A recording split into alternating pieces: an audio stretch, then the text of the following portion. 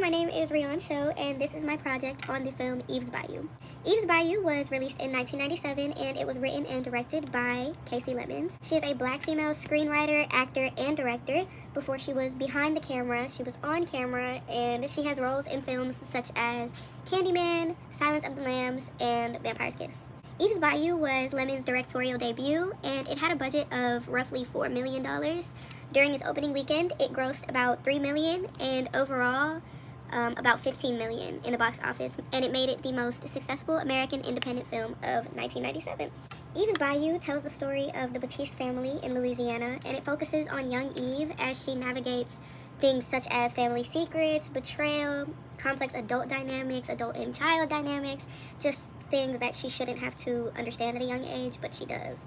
The film opens with Eve's haunting narration saying, "Memory is the selection of images, some elusive, others imprinted indelibly on the brain. The summer I killed my father, I was 10 years old." This immediately sets a unsettling tone and establishes the theme of skewed perceptives and invites viewers to question what is real and what isn't throughout the film.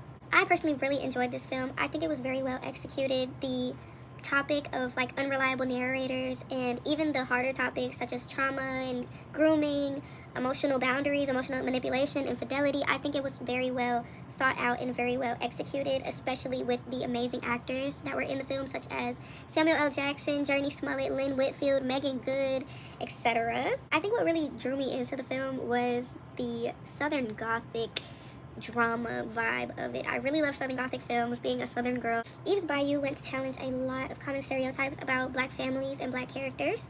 First of all, it features an all-black cast, and it has very strong, complex female leads, such as Roz, Moselle, Eve, Cicely. They are neither right nor wrong, good nor bad, and it goes to serve the fact that black female characters can be complex and more than one-dimensional. It also portrays a successful black family, including a black doctor, Lewis, as one of the central characters since he's the father. It counters the often seen portrayal that black families have to be poor or struggling. Additionally, the success of the film, being the highest grossing independent American film of 1997, demonstrates that stories about black families and made by black directors can achieve popularity and resonate widely with audiences. The controversy surrounding Eve's Bayou has to do with the complicated relationship between the daughter, Cicely, and her father, Lewis. A lot of their relationship was left up to audience interpretation, and the controversy lies in the different interpretations. Throughout the film, their relationship is marked by closeness and favoritism. Lewis constantly praises Cicely for her intelligence, her maturity, her curiosity, in ways that he didn't with his other children. It's also important to note that Lewis would confide in Cicely about family secrets or personal matters, which kind of created a bond that crossed the typical parent-child boundaries. Their tension came to a climax with the different recollections of Cicely kissing Lewis or Lewis kissing Cicely.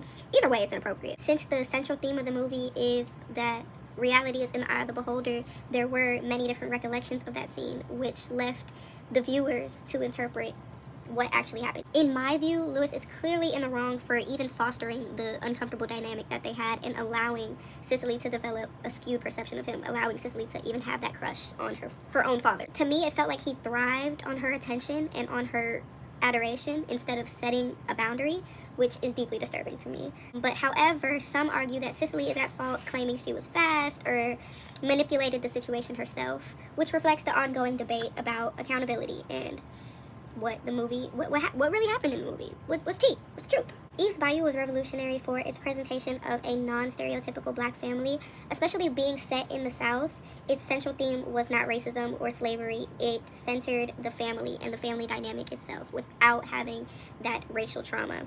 And I thought that was very revolutionary. It makes the experiences of a Creole family feel universally relatable, which gave a lot of representation to Louisianians and those who are Creole. As previously mentioned, the strong female leads were very important to the story, and that is also revolutionary because it challenges the traditional gender roles of women in film. The film itself just offers a fresh, nuanced perspective of Southern black life that is rarely seen in film without centering slavery.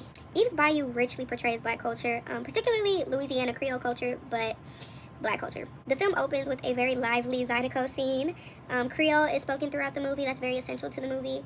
And overall, it just grounds the story in the regional and the cultural context.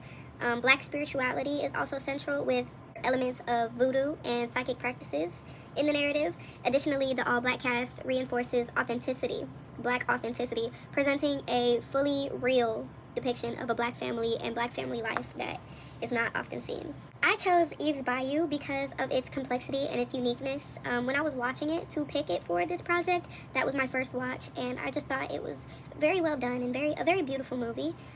It stands out with its use of unreliable narrators and its nuanced portrayal of what a black Southern family can look like. I did consider other films such as Zola, Sinners, Sorry to Bother You, and Juice, but the deciding factor for this film was when Mr. Harry Moreau mentioned that he was a professor at Zula.